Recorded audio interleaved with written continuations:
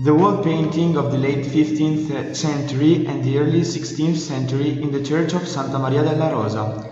Thanks to the presence of a number of artists easily recognizable for their style, even if their name is unknown, the walls of the church Santa Maria della Rosa in Calvisano are important for the late 15th, early 16th century painting in the area of Brescia.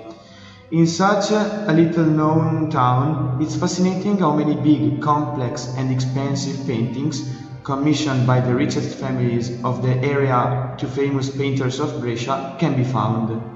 The most ancient date in this church is the year 1489, which is written on the frame of the painting San Martino del Povero. 1495 is another very important date, which appears on the base of the lunette in the fifth chapel from the entrance, dedicated to San Pietro da Verona.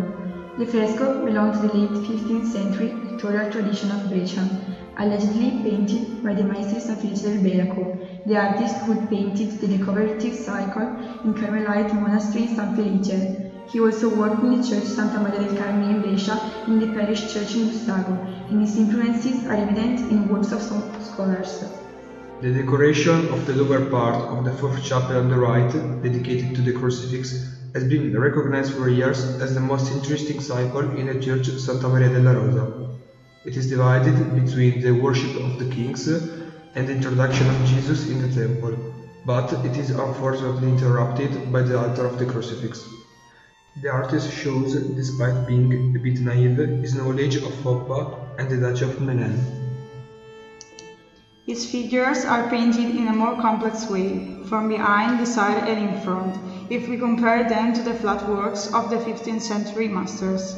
The characters in the space are round and the light softly shines on their full faces.